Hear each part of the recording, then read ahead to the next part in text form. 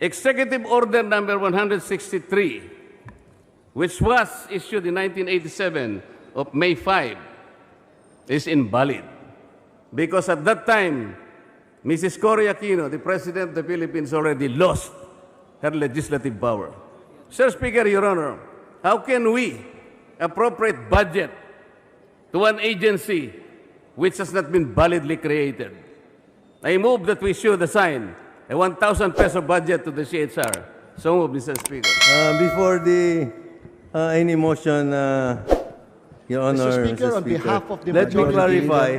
we Let me second the clarify motion first. of the gentleman from the party list wants a gift. So Objection. Mr. Speaker. And may we explain our objection, please?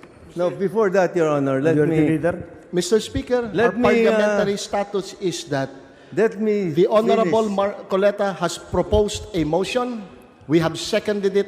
We object. There is an objection. We object. Now we divide the House. So that is our Mr. parliamentary Speaker, status. may Mr. we, Speaker. may we be given our may objection? we be given a Mr. chance to Speaker? explain our position? Why Mr. we are Speaker, against? I The move that the motion Honorable is to remove the budget. We would gentleman like from to now explain Caloocan. why it Mr. should Speaker, not I be have the floor. Majority Leader, what is the parliamentary status? Our parliamentary status is that the Honorable Marcoleta has made a motion, duly seconded by the majority floor leader.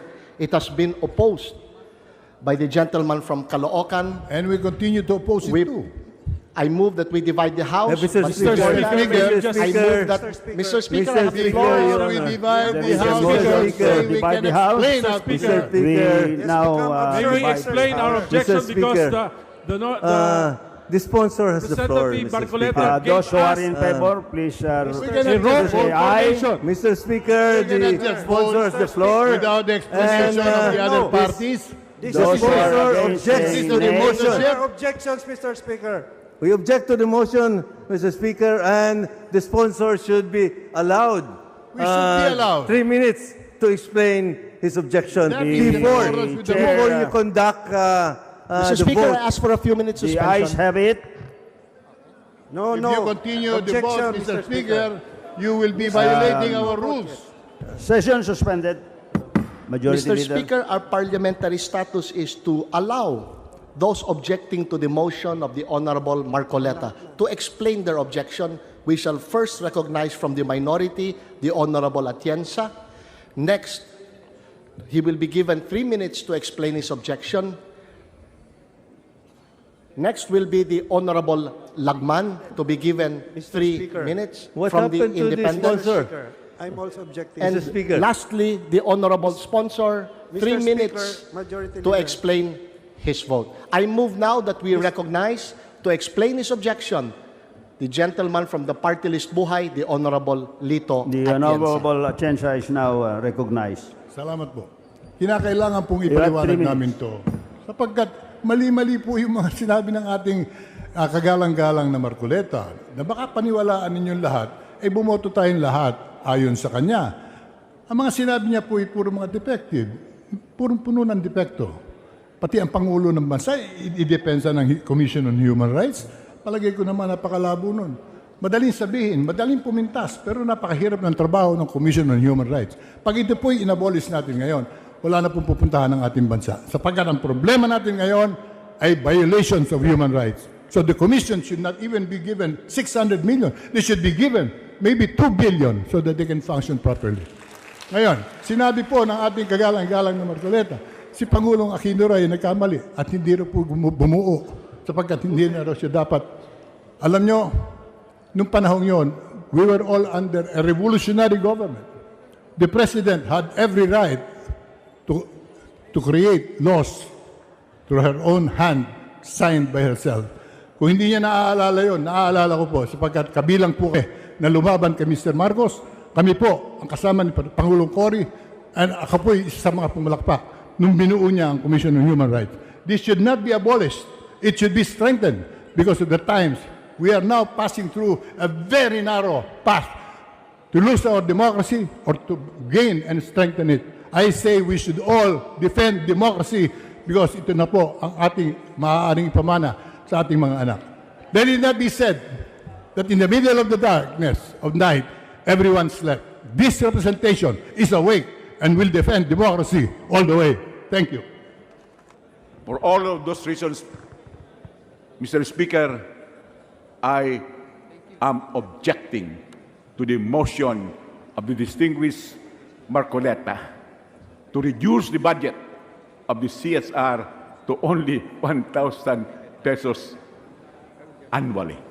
It is a minuscule, embarrassing, and unconstitutional move if we approve such motion of the distinguished Marcoleta. Thank you so much. Honorable, the Majority Leader. Mr. Speaker, I move for the recognition of the Honorable Raul Del Mar. So move, Mr. Speaker. You know, the Honorable Raul Dalmar is recognized. Thank you, Mr. Speaker. Thank You have 3 minutes to Assistant Majority deliver Leader. your speech. Before my objection, I would like to restate that at the time that President Corazon Aquino issued Executive Order number 163, it was before Congress convened. That being the case, she possessed both executive and legislative powers. So let me go to my objection, Mr. Speaker, to the motion to reduce the budget of the Commission of CSR from 678,049,000 to 1,000. We used to threaten agencies with reducing their annual budget to even 1 peso or 0. But this 1,000 must be the adjustment to inflation. But really, Your Honor, it's ridiculous, especially so because it involves an agency created by the Constitution as an independent body to serve a crucial concern of our nation, to investigate on its own or on complaint by any party all forms of human rights violations involving civil and political rights. Among the reasons for my objection, Mr. Speaker, is first, because it would, in effect, cripple, maim, even kill CSR, which surely is not what the Constitution intends. Majority Leader. Mr. Speaker, our parliamentary status is that now we shall divide the House. Those in favor of the Honorable Mr. Speaker, Marcoleta's I move motion for a nominal will voting on say this measure, Mr. yes, Speaker. A, and those Mr. who are Speaker. against will say nay. So with that, Mr. Speaker, we will now divide the House. You will now divide the House. I would like to clarify. Those who are in favor of the motion of Honorable Marcoleta, which is to reduce the budget of CSR to 1,000, please say aye. Aye. Those who are against, say nay.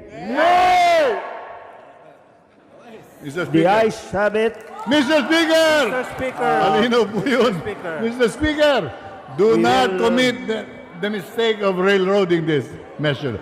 It's a very important issue. We heard the voice of Congress.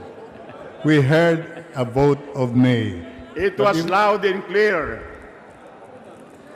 Mr. Speaker, that the Majority Leader. Mr. Speaker. Mr. Speaker, our rules There's a on motion voting for nominal are very voting, Mr. Speaker.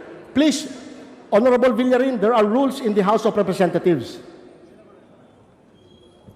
Section 115 is very clear. And I go to the second paragraph. If the Speaker doubts the result of the voting, or if a motion to divide the House is carried, the House shall divide. The Speaker shall ask those in favor to rise, to be followed by those against. So it is simple, Mr. Speaker. We will now ask those in favor of the motion of the Honorable Villarin to rise. Marcoleta. My corrections, Mr. Speaker.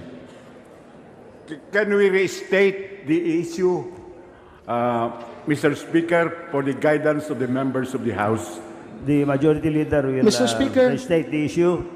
our And may I parliamentary request all status- the members to take their seats so we can count the voting.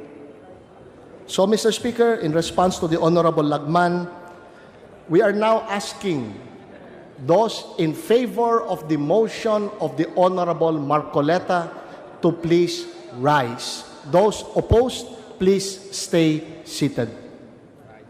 Please rise, those who are in favor of the motion of the Honorable Marcoleta reducing the budget of CSR to 1,000 pesos. Please take your seat. Those who are against, please rise.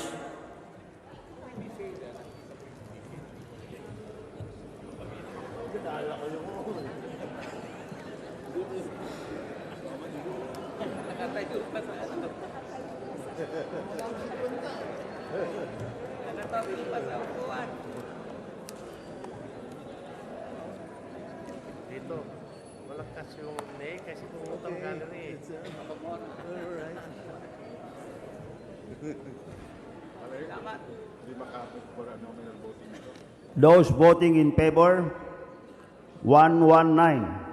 Those against, 32. The ayes, the motion is approved. Mr. Speaker, Majority Leader. I move now for the period of turno and contra, and with that recognize the Honorable Minority Leader, the Mr. Honorable Speaker, Danilo Mr. Suarez. So Speaker, moved, Mr. Speaker. Mr. Speaker, may we clarify the voting? No, we just declared that 119 voted in favor and Yes. 119 voted in favor of the 1,000 budget of CHR. So, And And only there's a pending motion for 32 nominal voted voting, Mr. against. Speaker. so will that constitute a quorum, Mr. Speaker, if we add the yes and the Yes, no votes? Your Honor. And there are those who did not vote. But we have 151. With this number, we have a quorum. Mr. Speaker, I take back my previous motion. I move now to close the period of debate on the budget of the Commission on Human Rights. So moved, Mr. Speaker. Is there an objection to the motion? The chair hears none. The motion is approved. Some questions, that's why I'm asking. Bakit natin ginawa yun earlier? Are we not already respecting a tradition well kept by this house? Respect tradition. Hindi nga, pinagtatanong niyo siya eh. Meron pang pratinela, whatever. That is disrespect to the office of the President, Vice President. So ano yung pinagtatanong niyo sa kanya eh? This question never happened before. That is the one I'm explaining to you. It did not happen before. Now, ang tanong ko po, ba't nangyari po nung nakaraan, nangyayari na naman ngayon? We are talking of the office, not the person. Motion was introduced. You may not like the person, you may not like her presence here, but you have to respect the office of the Vice President. That is all, because that is guided by the tradition. Kahapon po, kagaya po na sinabi nila, wala nang pinagtanong sa office of the President, and that is correct. That is in line with that tradition. Ngayon po, kung the tradition, and is this committee authorized to discard a well-kept tradition?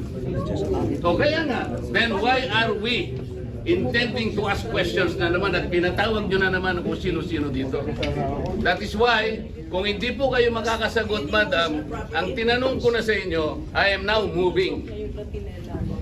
Oh, may bratinela pa. Saan po kayo nakakita ng gano'n? This did not happen anytime.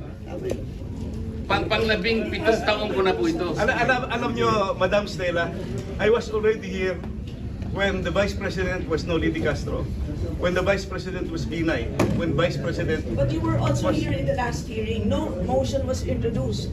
Yun na nga, kasi question na kaagad eh. Wala man lang... We can read the records. No, he did not introduce the motion. Nag-motion siya ngayon. But it's... Yung status, parliamentary status. The first thing is, that is the manifestation of Congressman Dante Marcoleta, and it should be answered by the members. If the motion, then